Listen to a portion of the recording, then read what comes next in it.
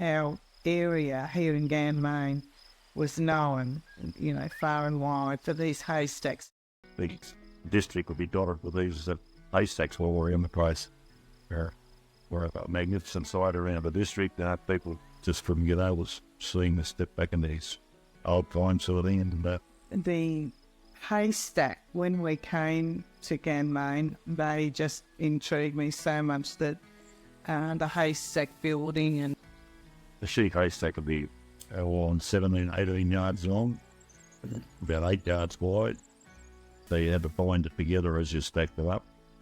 You'd get up about 17 foot in the wall, and then you'd have what they call the eave row one, which is like the eaves on a house. They'd stick out past the wall, and from there you build the roof, which would probably go up for about another 5 or 6 yards in height. Just looked like a giant house out in the middle of a paddock for everything.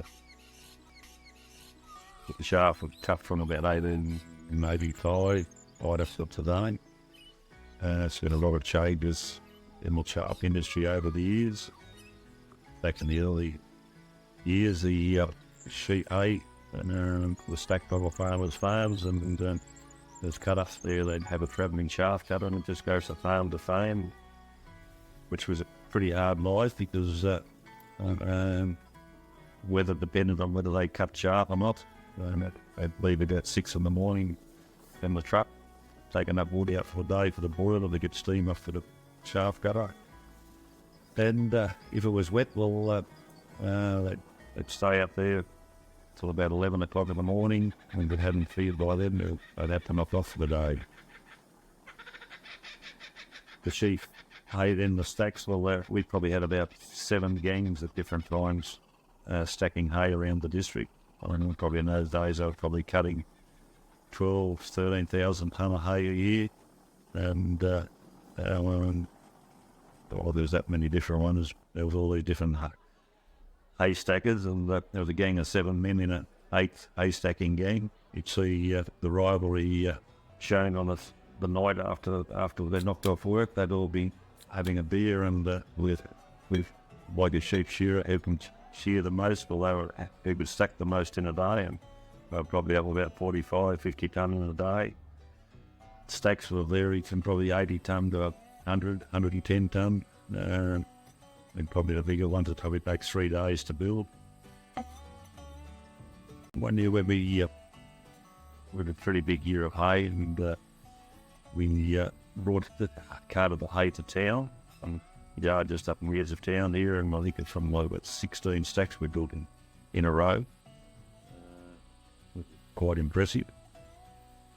The old stack builders in those days, they'd be up in their 60s, a lot of them, and hard work didn't worry them, beat didn't worry them. The thing was that you went out and you went to work. If it got hot, well, you didn't knock off unless it was very extreme, or wind was very extreme, because like shearers paid by the number of sheep they shear, well, hay carting was paid on the number of tonnes they stacked, and so therefore you only did half a day, you only paid for half a day. So the competitions there to keep working and still carve as much as you could in a day. The market was still there. We sent up into Queensland, all down New South Wales, North Coast, South Coast, in round to a certain thing, but we didn't go into Victoria because they had their own shaft mill down in Victoria. In the last few years now, since we've been around bales, it's made it very competitive, because in the old days, the opposition in other towns and that they could only cut a little bit of sheaf hay. They never had the experience or the labour all involved to cut a lot of sheep hay.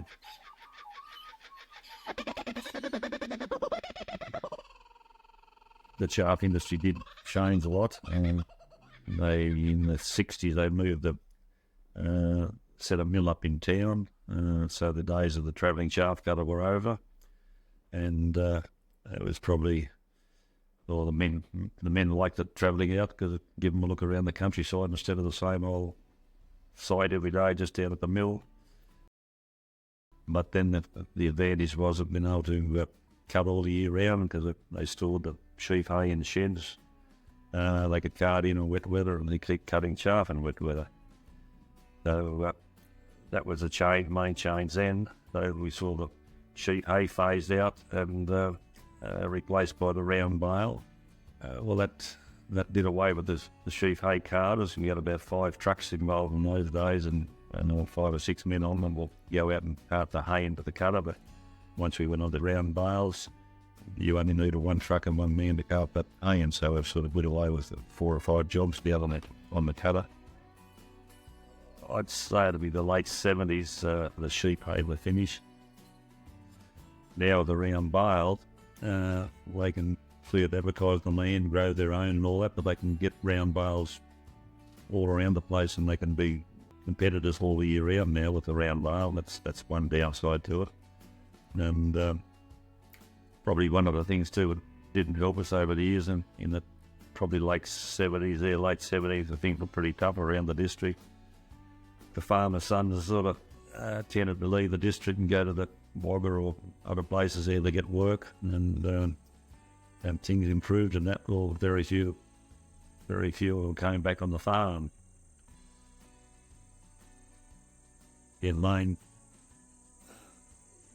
it's just in the blood really, and it's the same as the chaff, the cutter, the whole lot.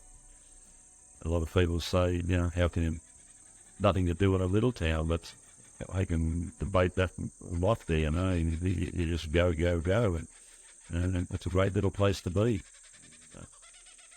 It gets in your blood, and that's the way you're brought up. Well, it's good, I think.